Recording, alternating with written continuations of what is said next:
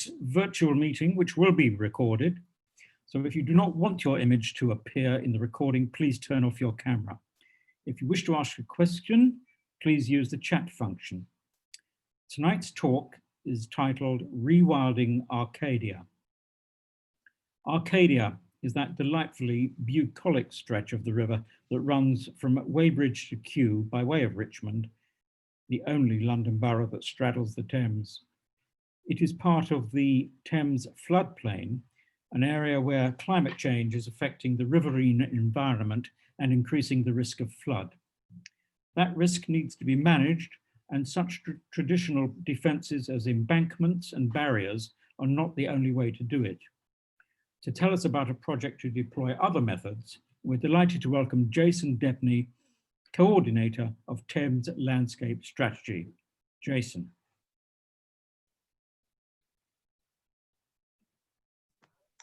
Hello everyone, it's wonderful to zoom in and talk to you. The talk will last for about 30 minutes.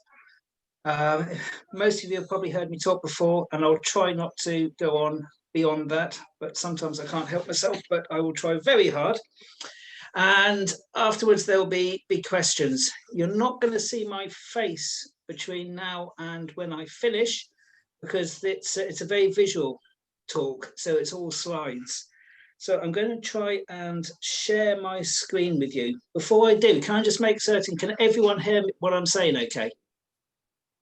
Yep, cool, good. Right, let's share the screen.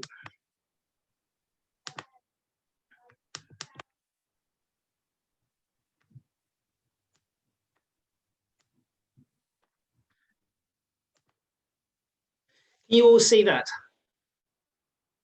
Yep, excellent. So, as I said, my name is Jason Debney, and I'm the coordinator of the Thames Landscape Strategy.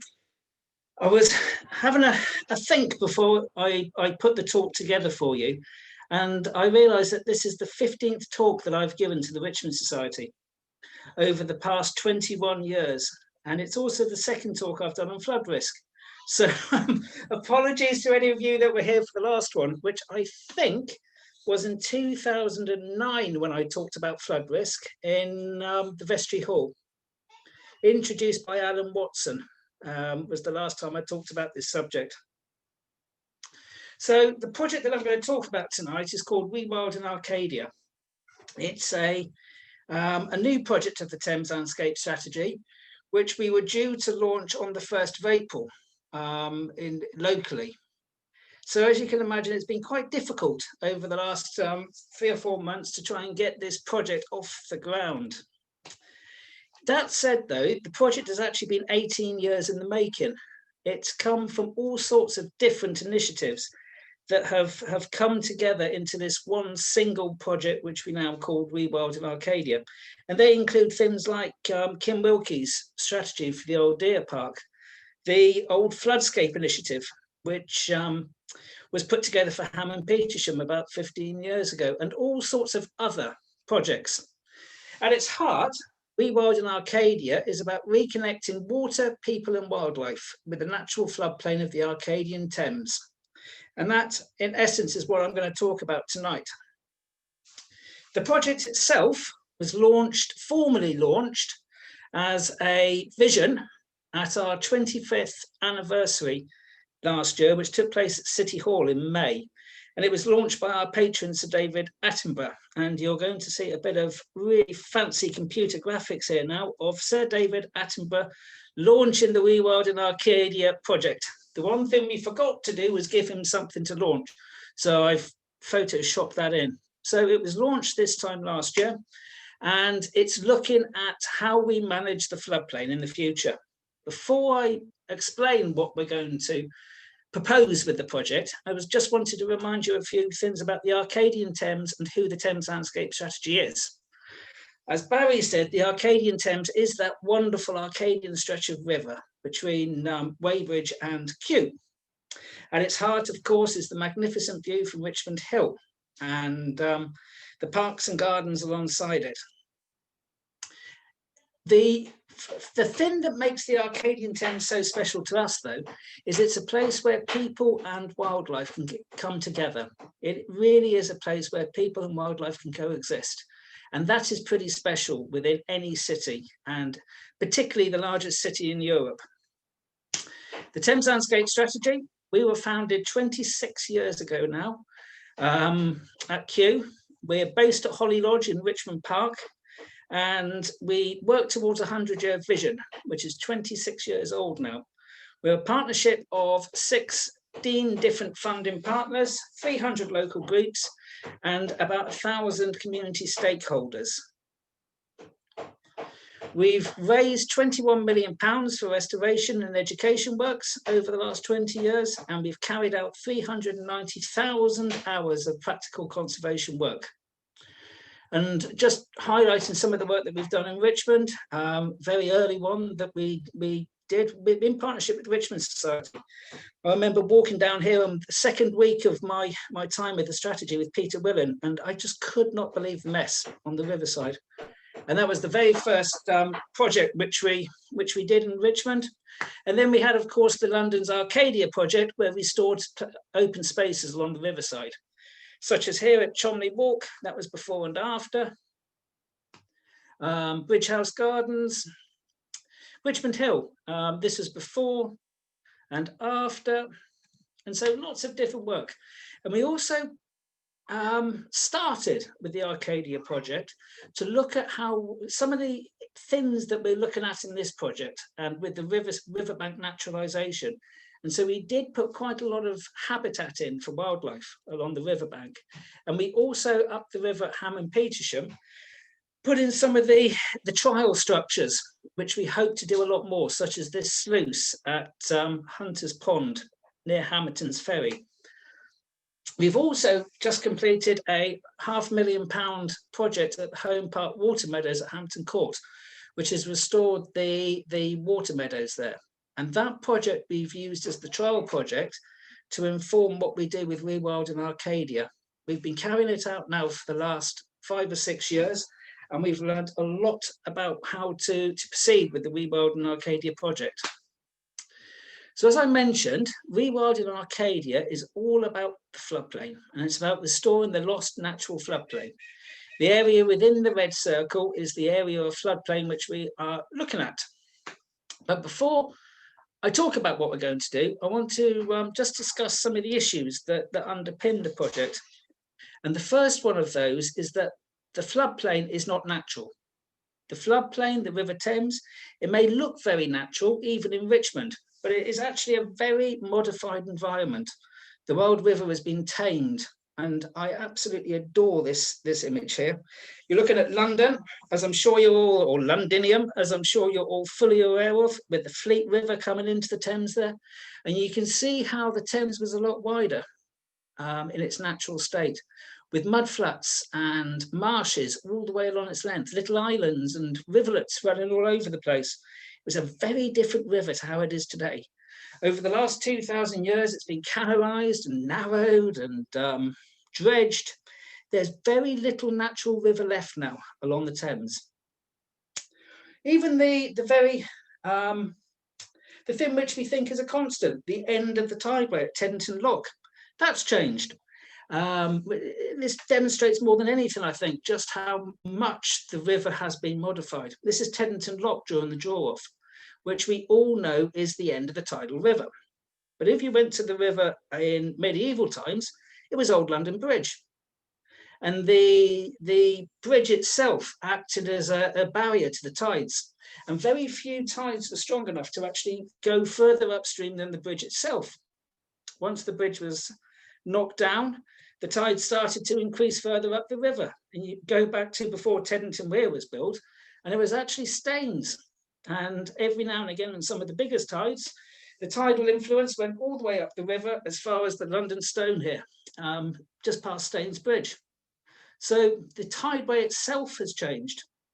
And this is an interesting slide. This is Molesey Lock.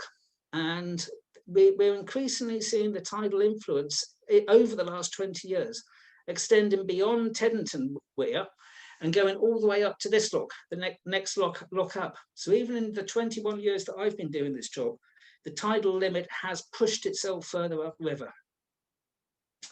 The other thing to note before I talk about what we're proposing is how this floodplain is defended. And it's probably one of the most protected and defended rivers anywhere in the world. There are all sorts of defences and barrages and walls and you name it to protect the open spaces and the buildings on each side of the river. And nothing shows how they have changed and been improved over the years in this picture. And you can see how you've got the river wall coming up here. I think this is at Rotherhithe.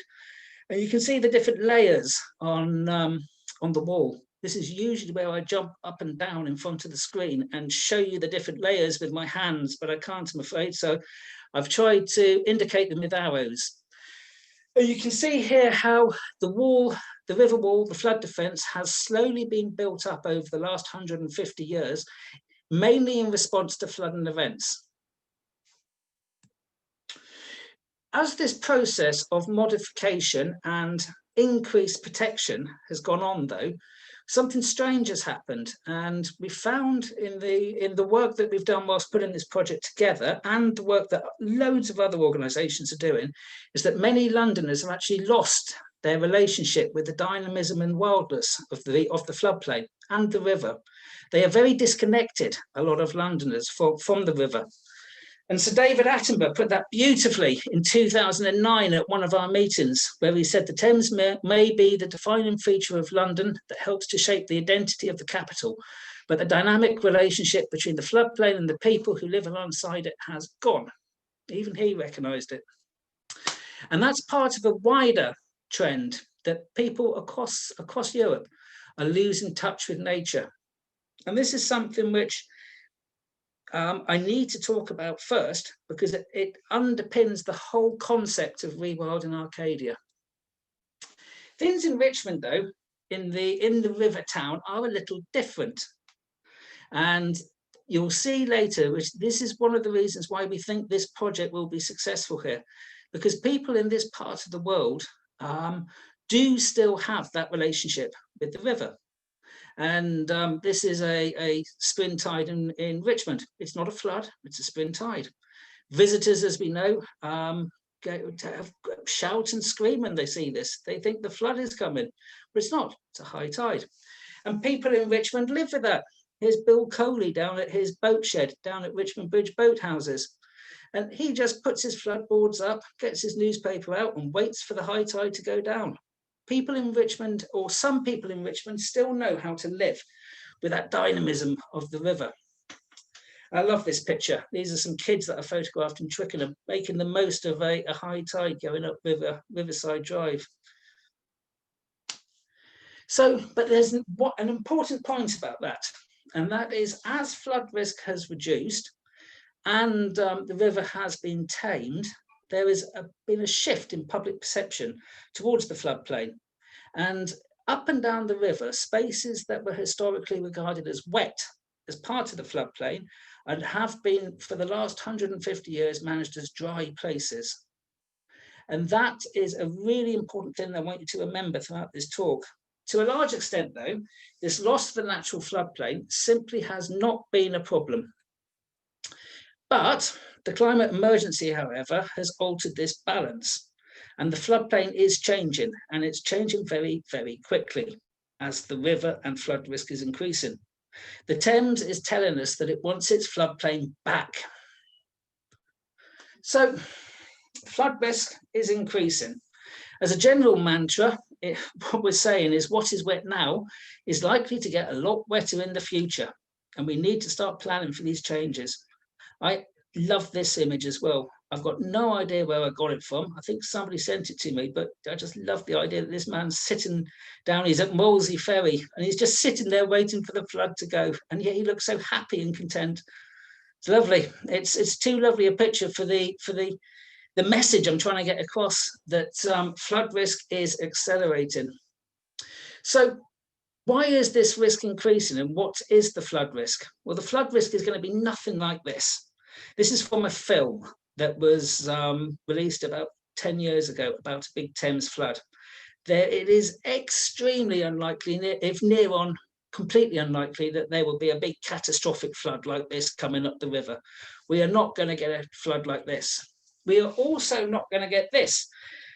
And what this shows is how much of England, and you can see Holland and Belgium, would be lost if all of the polar ice caps melted. So if Antarctica melted and the Arctic melted, you can see that Great Britain is a very different shape. But that is highly unlikely as well, and it is just a projection. What we do know, though, is that sea levels are rising and that there is an increased likelihood of tidal surges. And we also know from the models which have been produced by all sorts of different organisations that over the coming century, that is likely to be somewhere between 70 centimetres and 3 or 4 metres. Most likely, it's going to be around 1 metre.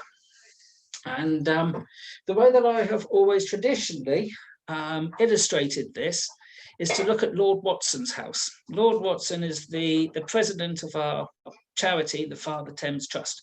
And I always like to show different water levels rising up on his house. Here we got, can you see the blue line coming up? That is mean high water. So that is the mean high tide at the moment. This next line is the spring tide.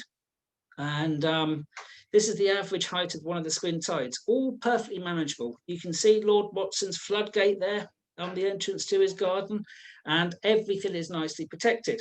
But that that high tide can be reduced. And some of the high tides could be this high, which would overtop Lord Watson's floodgate. But that is given protection by the Thames Barrier. And the Thames Barrier, as I will demonstrate later, can be used to help keep the height of the tide down in Richmond. So at the moment, Lord Watson doesn't need to worry about this. His garden is safe. But let's look at some of those climate change scenarios. And if you look at the 1 metre sea level rise, it is now not just overtopping his wall and his floodgate, it is almost up to his first floor windows. And that is the likely scenario of where at the end of this century, the high tides will be. And then finally, I just thought I'd show this one, which is the worst case scenario, which is the 3 metre rise. And you can see just how high the high tides would be then. But what this is illustrating is that it's uncertain. We don't know. They are just models. We know one of them is going to happen, but we don't know which one. And so lots of people are out there planning for what they call an uncertain future. So what else is changing? Weather is changing. Urban runoff is changing. And one of the things that has changed over the last 20 years is the way that rain falls. Rain is now falling on London as shorter, much more intense storms. We don't get those long days of drizzle that we used to. Water is falling on the land in a much greater intensity. When it falls on the land, it has nowhere to go. And I apologise for these amazing graphics, but that is because we have concreted over so much of London. And so when the water falls on the land, it has nowhere to go but straight into the culverts and into the river. And that rises the river up. And that increasingly is a big problem for the Thames. It's a problem for the Thames all the way upstream. And one of the things which we're going to have to factor in with the Arcadian Thames is that there is a lot more water coming downstream. One of all the models that show that by the end of the century, the peak flood flow coming across Teddington Weir could increase by up to 40%. And that is a lot more water coming down the river our way. This shows a valley in the Chilterns, and there is a lot of chatter at the moment with organisations and statutory agencies looking at the potential to reforest large parts of the Berkshire Downs and the Chilterns in the headwaters of the Thames to try and hold the water back. And this sort of initiative could make the difference between that 1.5 metre rise or a metre rise. what goes on upstream and downstream of us is just as important as what we do. And this shows trees being planted in a valley near Watlington. All this has been modelled, and the flood risk has been worked out for the whole of the Thames. As I'm sure most of you know, we have a particular problem with flood risk, which I call the Arcadian Flood. And this is because we are at the end of the tidal Thames, or the freshwater Thames, whichever one you want to look at. And it's what happens when there is a big high tide, spring tide coming up the river that meets a fluvial flood coming down the river. And they meet in our neck of the woods. They meet between Kew and Molesey. And they meet and they have absolutely nowhere to go but up. And so the water just increases. And that is the particular problem which we are planning for in this area. At the moment, that scenario where a big spring tide meeting a flood coming down the river can be managed through the use of the Thames barrier. And there are two different shades of colour on this graph, the blue and the green. What the blue is showing are the amount of times that the Thames barrier is shut for a tidal flood. What the green is showing is the amount of times that that Thames barrier is closed to protect the land in Richmond for combined tidal and fluvial flood. And you can see just how much that is increasing. And I think in 2014, it was actually closed 41 times to protect Richmond from that combined event, that Arcadian flood, which is fine. We have protection from the Thames barrier. But what is happening, and what has already happened now twice, is that it can't be closed to protect both central London and protect Richmond. And the Environment Agency have said that when it comes to making that choice about whether it's shut, the Thames barrier is shut because the way that it's shut is different. It needs to be shut in a completely different way to protect us for a tidal fluvial flood than the way it's shut to protect London from a tidal surge coming up the river. And the Environment Agency have made a choice, and they have said that protecting cars and parks in Richmond is not as important as protecting central London, Houses of Parliament, 1.2 million people's houses and so on. And they have said that they will they have to stop using the Thames barrier to protect us for that particular tidal freshwater flood event. And we know that that is coming, and that time has already passed because the decision has already, as I said, been made twice not to use the barrier in that way. And we have to plan for that because above all other things, that is what's going to make the difference to this area. So to try and explain to you how that will make a difference, we need to look at flood maps. And I'm going to focus in here on the old deer park, so that you can try and understand where we are. This red dot in the middle, that's the Kins Observatory. The red line in the bottom right of the picture is the A316. And there is the River Thames. The blue line that you can see running through is the 1 in 100 floodplain. We've got a black line, which I have highlighted here in yellow. That is the edge of the 1 in 100 flood. You can see within that, though, can you all see there's a purple dotted line? That purple dotted line is the statutory flood defence. To the outside of the purple line, you can see there's a black hatched area. That's the area which is protected by the Thames barrier from a tidal flood. Everything within the purple line is not given protection, or will increasingly not be given protection in the future. And you can see what a large area it is. There's not a huge amount of houses in there, but there are a lot of historic structures, buildings, wildlife sites, islands, historic parks and gardens, and so on. And it's that area which Rewilding Arcadia is looking at. It's looking specifically at this area that is not protected, that is flood risk is increasing, and how can we change and modify those areas and its management so that we can make them more resilient to a flood. And so back to this chap here, why is that a problem?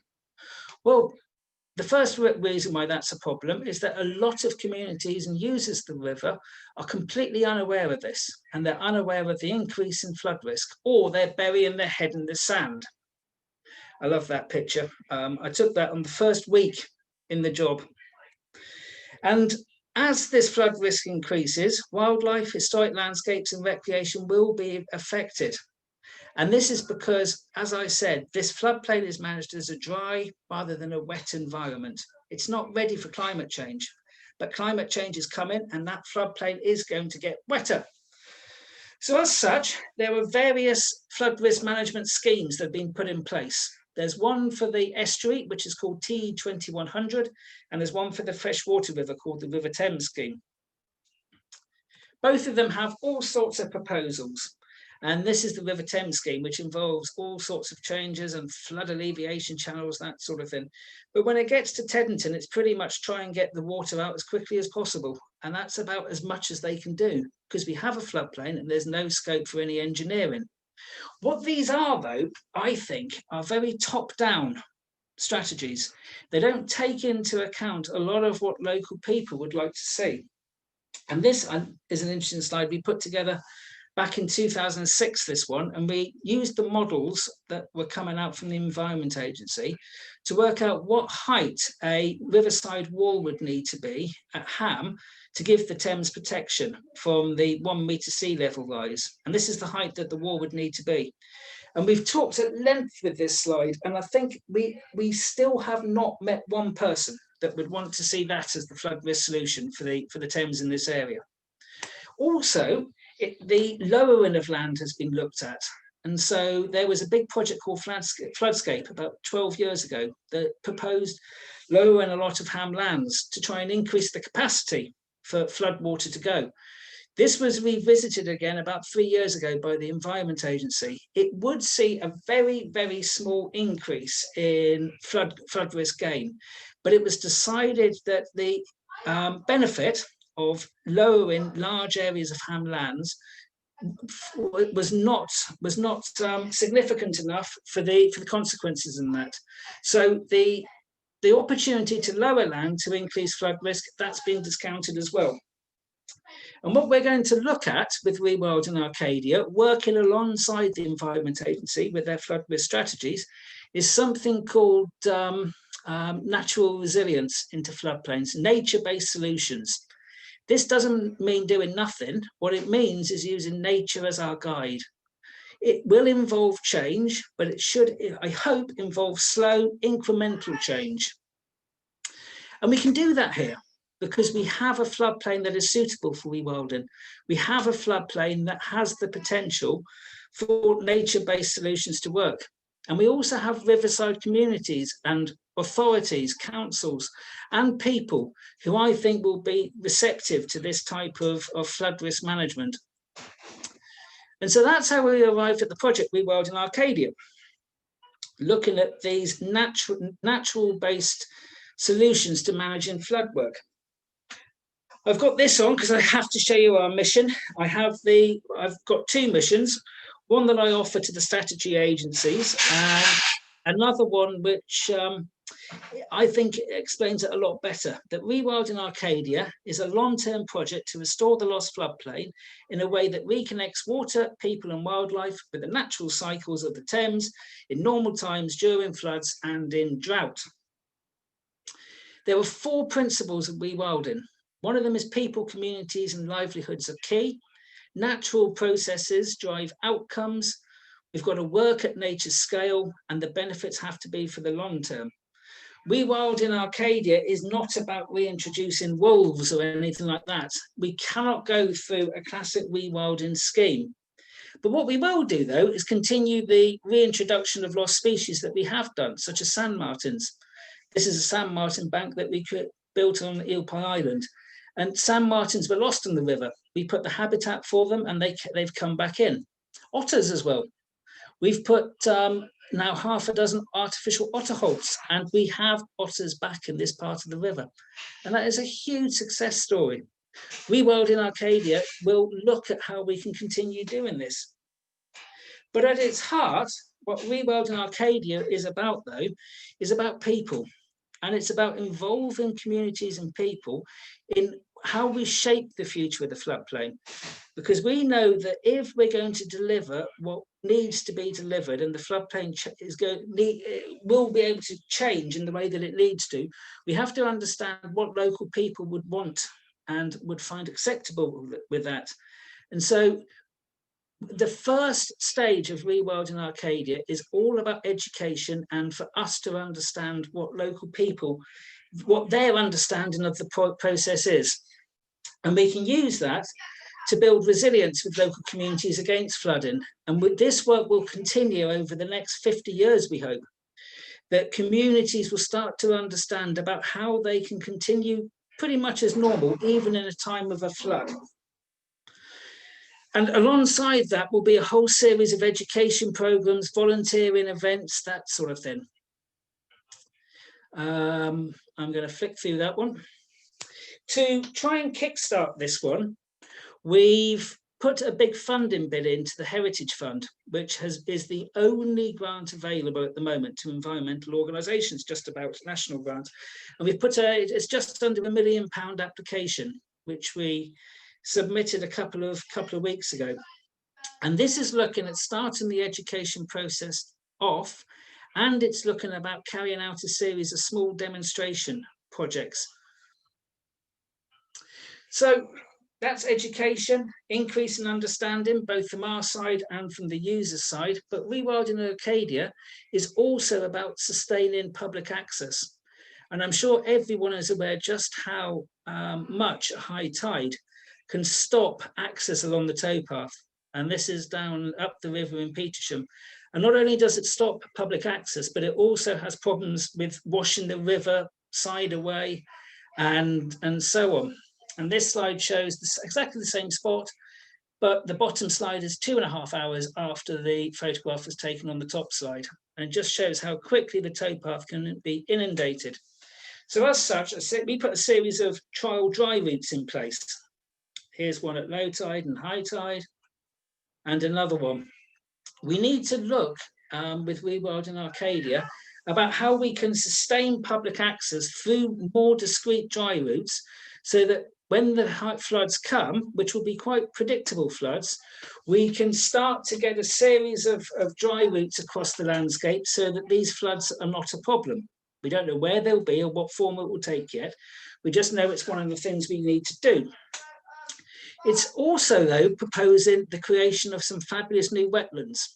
What Rewilding Arcadia is not proposing is the scouring out of any land to make new floodplain. What it's proposing is rethinking those landscapes that are already wet, getting wet, but are managed as dry places, and to put these wonderful habitats in, so that we get a mosaic of interconnected habitats where a diverse range of wildlife can flourish and, importantly, move about in, because that is a very important concept with wetlands. And all this will be based on science. And you'll see when I finish this talk on the next couple of slides, how science is underpinning this. It can also take local considerations in, such as flotsam and jetsam, which is a huge problem on some of our, we call them grot spots. And we can design measures that take this into account. I thought I'd throw this one in quickly, though, and this is something that came from lockdown. And that was, we were getting a lot of feedback from users of the riverside during lockdown, just how important the riverside was to them during the period. But increasingly, we were getting feedback that people were seeking out quieter spaces. They wanted that more intimate connection with nature, which they found during lockdown. And so we've thrown this into the Rewilding Arcadia project, that we're going to try and create some very intimate spaces. I don't know what else to call it apart from intimate spaces, where people can get intimacy with nature. And so you can go to these spaces and you can really be at one with the natural world. And we want to try and create 6 of these different intimate spaces where that connection with the natural world and you really is there. And these are actually my 3 kids. And I mean, one of the things that particularly further upstream that could be is wild swimming. and throwing yourself in the river. What better way to connect with the river than that?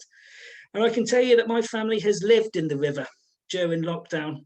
When I haven't been working and writing funding bids, we have been in that river swimming around. And it's the sort of connection which we can start to build up. So we're looking at 6 areas for trial projects. I'm only going to finish with 2 of them. The first one is Ham and Petersham, and this has grown out of a project called Ham and Petersham, where Thames first rural grows. And this is looking at the floodplain in Ham, that blue area in between the purple lines again, only that area there. The first thing it's looking at is dry routes, and the trial projects that we would like to carry out here are to connect some of the trial dry routes that we put in. At the moment, the dry routes just take the user from the towpath to a dry piece of land. We want to try and connect 2 of them, and we'd like to connect the Douglas Meadow dry route with the Hamilton's Boardwalk one and make it accessible. So take away this style, which we put in, admittedly, and put an accessible route through. Let's flick through those there. And with that, a whole series of wetland habitats as trial habitats again, because we created this habitat here, we created about 10 years ago, but since then the river is telling us that it wants a whole raft of different places. As I mentioned earlier, the river is reclaiming its floodplain back, and this is an area just behind the towpath where the river is telling us that it wants it back. And so this is one of the trial areas where we'll put another wetland in. And of course, we'll look at the management and how we can use traditional techniques, such as the Richmond Parkshire horses here, to manage these areas. If we get the funding, we'll start this work in the winter to put some of these trial projects together on Ham and Petersham. The last thing I was going to talk about is another one of the trial project areas, which is the old deer park. And this has the ideas, and this were introduced in a document called An Agreeable Wilderness. We intend that this project will sit underneath the work that Peter is doing with the Friends of the Old Deer Park and the Richmond Society and the other organisations with the work that you're doing. All we are interested in really is that area that floods. And it does flood, and I'm sure everyone has seen these floods on the left at normal level and on the right during a high tide, and all the problems that comes with that. That is the only area that we are interested in. Over the summer, we've worked with the London Borough of Richmond, and we've commissioned an environmental consultant, Thompson, who have surveyed the area, and we now have a much better picture of what is there. And this is informing the next stage, which if we get this funding that we have applied for, we'll look at the feasibility stage of the project. The first thing that we'll look at there is a hydrological survey, and this will inform what future wetland creation could be created. As at the moment, we don't really know what water's doing in the old deer park. We know it comes in and we know it goes out and we know it moves about, but we don't really know how. Is it groundwater? Is it coming from the river? Is it coming up or downstream? And we will carry out this, and we're going to be asking for volunteers to help with the science. And that's something which I'm hoping a lot of people with the Richmond Society could help with. We also need to survey the wet woodland. We know it's there, we know it's important, but we don't really know what it's doing. We also need to find out what the Thames door snail is doing there, which is a very rare species that we know might be in the wet woodland there. So we need help surveying the landscape to see whether the Thames door snail is there. We also need to look at what's called saprophytic invertebrates and fungi. And we know this is an incredibly important part of the old deer park's ecology, but we're not completely certain how it's changed since we last surveyed it in 2008. And these are the little beetles that live on dead wood, particularly underwater in the old deer park. And we also need to carry out a much more in-depth landscape and historic survey. as there could be all sorts of archaeology down in these floodable areas that we simply don't know about. With the charter house down there. So we need to carry out a lot more archaeological work there as well before any work can take place. We've zoned the area that we're looking at into areas which have the potential, zone 1, for wetland creation, zone 2, which is do pretty much nothing, no public access. It's such a high quality ecosystem at the moment, and zone 3, where new wetland could take place. And so we're now looking at some of the concepts that during the feasibility year could be put in place. And these will look at how the long-term management of water levels could extend some of the fenland habitats that are in the southeastern corner, and how we could create new ponds, or a series of ponds, all interconnected, with all surrounded by wonderful habitats of reed beds and water meadow. And for example, on the grass area, the amenity grass area, I've just highlighted in yellow here some of the wetter areas that have been identified as potential areas where this type of wetland could be created, and it is a could, depending on how the consultation carries out.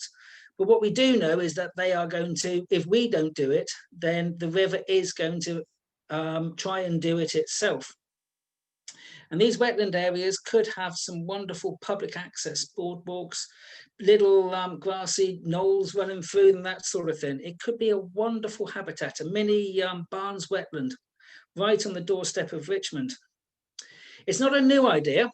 I've put this slide in, which shows the unveiling of the plaque on Richmond Hill in 2002 to commemorate the 100th anniversary of the view from Richmond Hill, with several of your patrons and so on. And I put this in because on the left-hand side, standing between myself and Ron, is David Church, who was your chair back in those days. And David actually proposed this. He was the one that first put this idea together. And we've still got in the office his plans for the wetlands on the wet area of the old deer park. So it's something which it's really a project which started with David's ideas. Unfortunately, we couldn't take it forward with the Rewilding, with the last project that we had in Richmond, because we simply didn't have the money at the time. Flick through that, and you'll also, if you get the funding, see some willows spiraling along the river this summer, which is a very nice and natural way of managing the river. And we'll use this as a way to try and bring as many people down to the riverside to see how nature-based solutions can be used to manage an environment which is changing through increase in flood risk. The other thing we hope to do is put on a play. And we always try and have a play with our big projects, or a show or something like that. And we're working with a playwright called Kieran Knowles, who is a very promising up-and-coming playwright. And he has written a play called Rewilding Arcadia. And we hope to show this somewhere within the floodplain. And the idea is that the audience sits where it's dry, and the stage is down in the floodplain itself. And as the play is timed to coincide with a high tide. It's outside.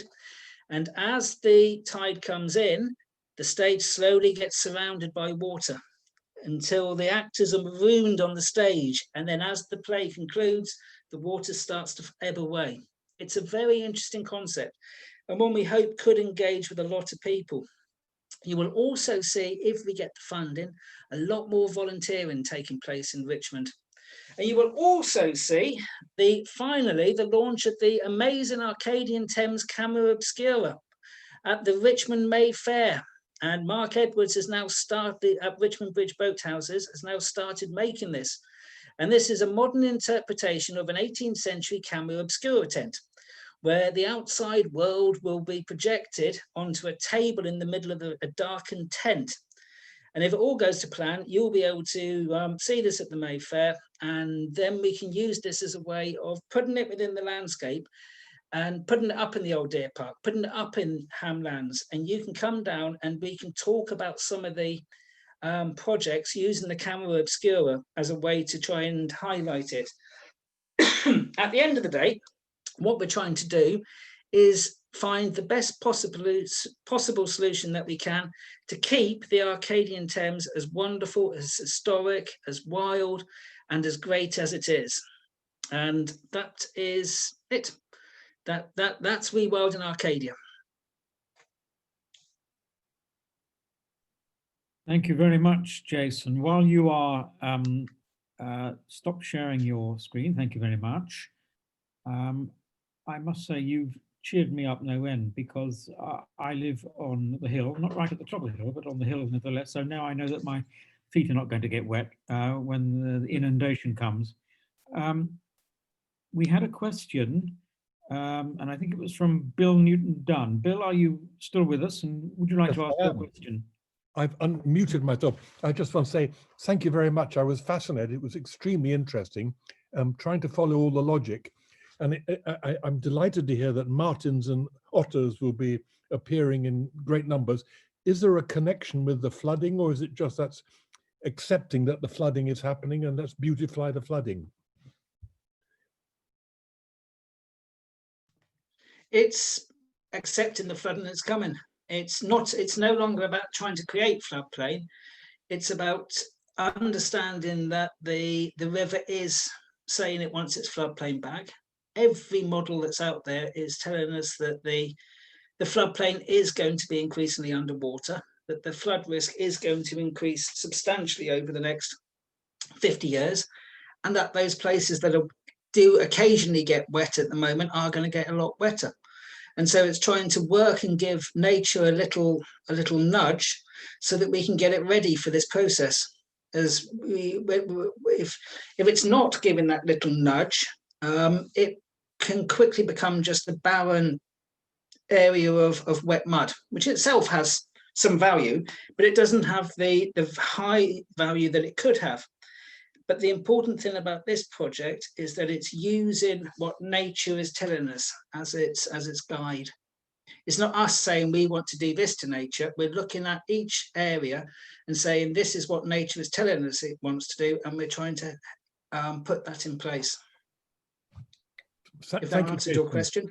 Yeah, and I just want to know, how do we volunteer? You said you want volunteers, but you haven't told us what to do. That is true. I did have a slide, but I don't know where it's gone, which was do volunteer and do give us money, as we need both at the moment, particularly after lockdown. And so you can go onto our website and do it. You can email me. Barry, are you able to share this afterwards? If I give you details about how people can volunteer and get involved, if I give it to you, could you share it with everyone? Yeah, send it to me, Jason, and we'll put a message out. Certainly, we can do that easily enough. There's another question, which is from somebody who's identified as iPad. I'm sorry, I don't know who that person is, but if you're still there, unmute yourself and ask your question. I think it's me. It's me. It's Sally Simon. Hello, Sally. Then I think it's what I want to know is with a personal interest. I have a son who lives down near in Petersham, who is at the moment protected by the Thames barrier. When it floods up River Lane, he's okay. Thank you very much. But this is the first time I've heard of that. That if the Thames surge would protect the centre of London, and a fluvial surge coming down would leave the floodplain around Richmond and so on, and Teddington, flooding wider into that hatched area. Where can one see a map of the hatched area so that residents can see that those people who are likely to be flooded at some time in the future can actually see that, and say my house, and then work out whether they can protect or find out how they can protect themselves a bit better. Yeah, when I share the stuff with Barry on our website, there's links to 2 YouTube talks, which have a lot more of the information and show the hatched area on it. The Environment Agency also have a lot of information on this with the what's called the TE2100 project, and they show a lot of this. They talk about a lot of the concepts and also show the maps of that hatched area. The hatched area will continue to get protection from a tidal flood. It's what happens when the tidal flood meets a fluvial flood. It's that Arcadian flood. Yeah. And that's the event we've got to start planning for. We've been talking about it for 15 years. It's the urgency now, though, is really starting to bite. And that's why we're now looking at starting to actually plan to do something about it. I'll include more information for you as well. If you, I'm sure I'll put my telephone number and my email on as well. You can phone me up and talk to me about it, and you can tell me where your son lives. I can have a look at the maps myself. Thank you. Thank you, Jason. Thank you. That'd be very helpful. The next question is from Jane Orr. Jane, who would like to ask your question? Hello, thank you for a fascinating talk. And I actually joined at the Mayfair a few years ago, 17, and saw your tent. And fascinating to hear the work that's being done. It's a simple question. Can you remind me where the, is the technical term right, the meeting of the upstream tidal flood and the downstream fluvial flood of the Thames? Where did you say they meet or clash? Please. The tidal limit is traditionally seen as Teddington. As I mentioned, that's changed over the years, and it's moved everywhere from London Bridge to Staines. But at the moment, with the construction of Teddington Weir, it is, what's going on? It is Teddington Lock. But as fluvial floods increase, that tidal limit has moved upstream to Molesey Lock, because the influence when there's a flood coming down the river, because there is so much water coming over Teddington Weir, that when a high tide comes up the river, there is a tidal influence right the way up to Molesey Weir. So Jason, can I just interrupt you for a second? Sir Donald Insall is sharing his screen. Could you release that, please, so we can get back to Jason?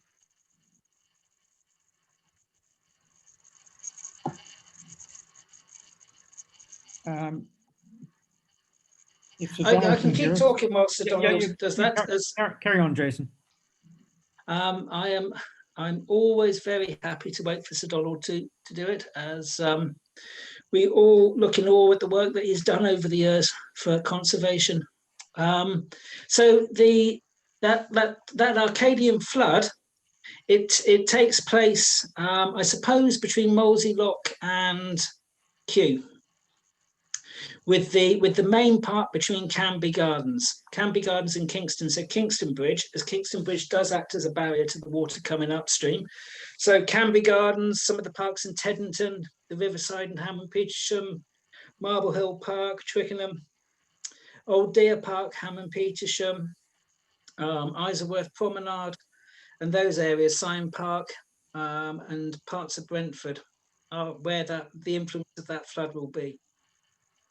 If that answers your question. Thank you. Okay, the next question is, is somebody using a computer identified by a number. It's about Petersham Meadows. So whoever you are, I'm sorry I can't see you on screen. Would you like to ask a question?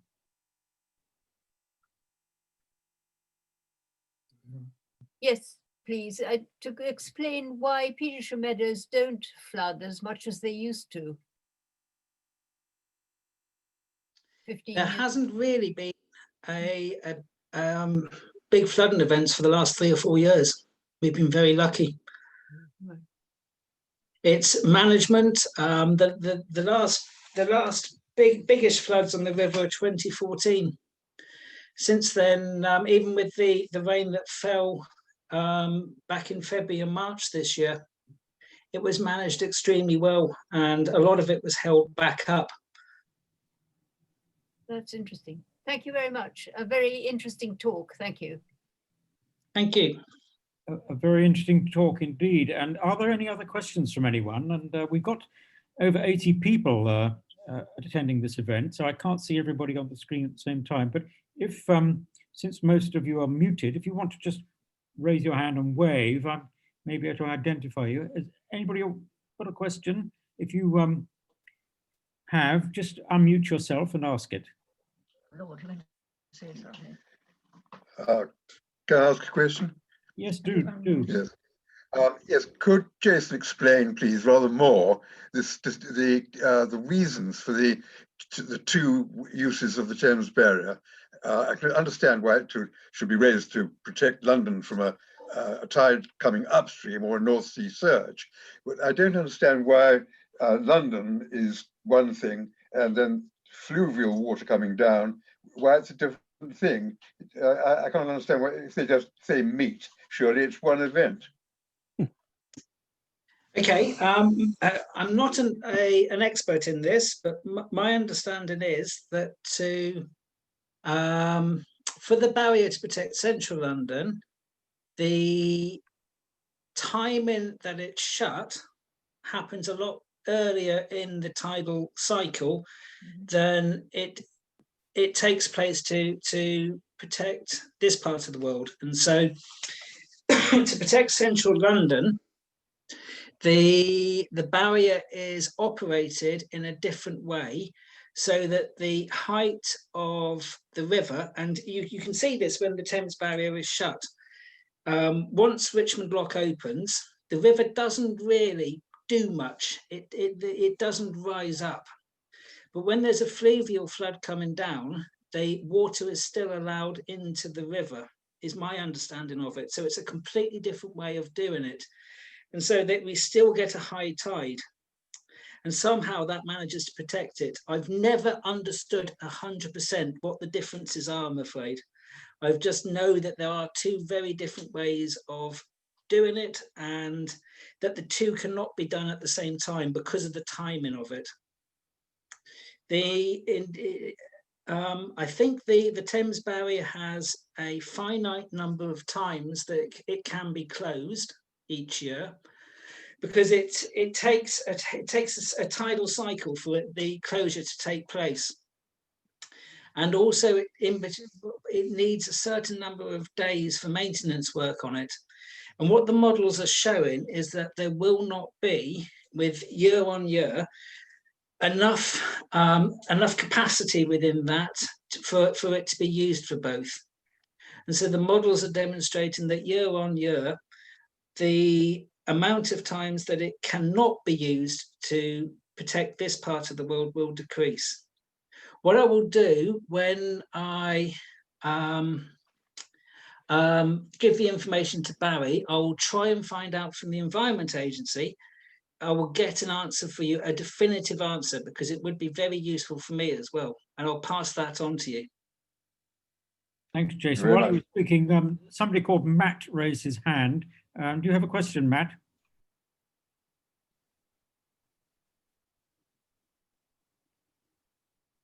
Hello? No?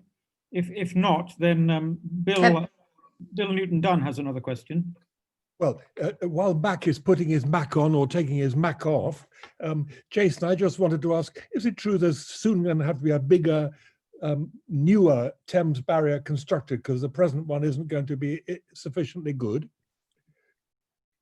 There is the TE2100, the Thames Estuary 2100 programme, is what they call a flexible flood risk management strategy. And I've always said, I think it's the best strategy that I've ever seen, apart from the Thames Landscape Strategy, of course, but the best strategy I've seen for managing flood risk, because it is so flexible.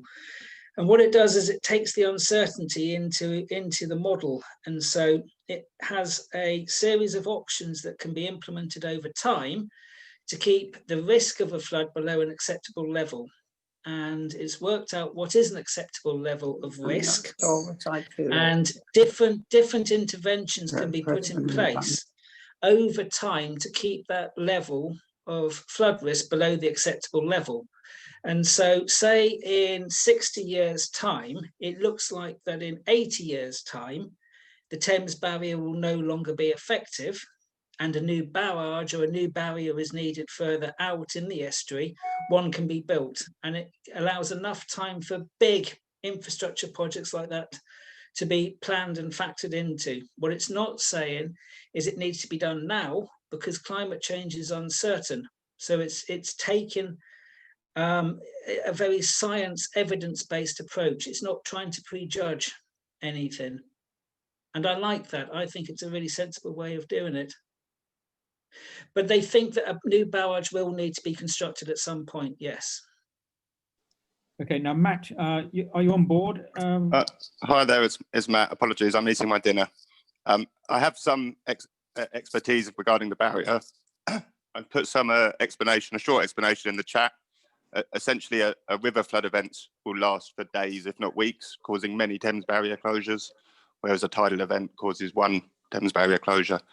And that's why it's much more difficult to continue shutting the barrier for fluvial purposes, infinitum, essentially. Thank you for that, Matt. Now, John Arthur, you have a question, I believe. You are muted, John. Let me unmute you. Oh. Somewhat significant, as I seem to follow my son after that one, but on a smaller scale, Jason, one of your slides showed the scourge we have in present day of flotsam and jetsam, and you suggested that the Arcadia project was going to, well, mitigate or remove or deal with. What's going to go forward on that side of things? It's one of the things, when we last carried out a project in Richmond, I showed the slide of the debris that was left after the revellers at night, and it was actually the Richmond Society that came to us and said, before you do anything, can you try and help clear up the mess on the riverside, which included both the debris that was left by the revellers and the flotsam and jetsam. And one of the things that we put in place back then was a way of managing the debris from the flotsam and jetsam through timed litter picking. And so the litter picking was timed to take place after the cycles of the high tide.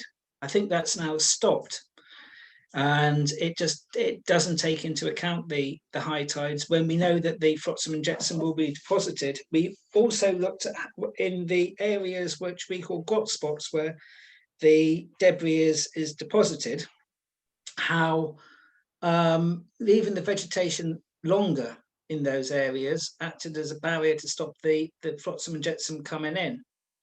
And so there were certain things that we did back then that reduced the amount of flotsam and jetsam that was deposited and left on the riverbank significantly.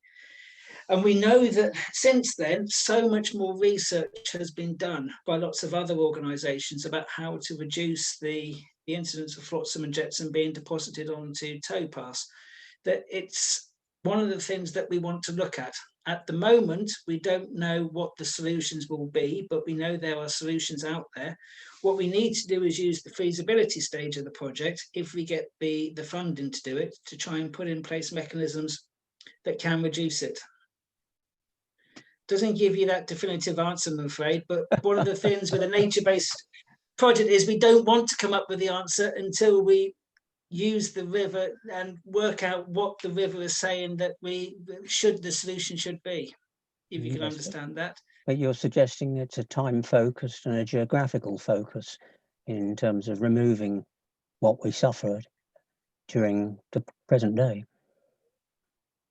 It is, yes. And there's a lot of hubbub, for example, with the Richmond bid. They've got a boat which can be used for collecting plastic. There's a lot of other organisations that are doing it, Thames 21 and Habitat and Heritage. There's a lot of organisations out there that are helping to reduce this. What we're interested about is what happens to it when it goes on to the towpaths and the parks at high tides. Yeah. Thank you. Thank you very much, John, and thank you, Jason. Are there any other questions? It's Hello? Any other questions? If not, I would, on behalf of you all, I'd like to thank Jason for a really fascinating evening. Tells us what we're going to all have to do, I think. Since most of us are muted, if we can't clap and let Jason hear our applause, perhaps we can all at least wave to him and say thank you very much. So now, don't sign off. Thank you so much, Jason. It's entertaining as always when you come to the Richmond Society. Thank you very much, and I'm sure you'll be back again. Thank you, Barry. Can I just say it has been a pleasure, and I look forward to seeing you all properly. As apart from Nikki, I don't think I've seen any of you in face to face now since March. So hopefully soon. Now, before you all sign off, I've got two messages I want to give you. Our next meeting will be the annual general meeting, and it's on Thursday, the 10th of December at 7:30. I hope you can join us again online, of course.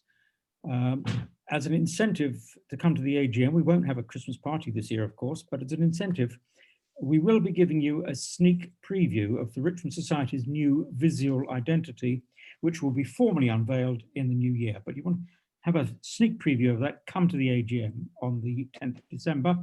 Our next speaker meeting will be a new year, and that will be on Thursday, the 14th of January. Details will appear on our website, and I will be writing to you all as well. But before then, I hope that we will see you next month at the AGM. That's it for this evening. Good night to you all, and best wishes. All the best.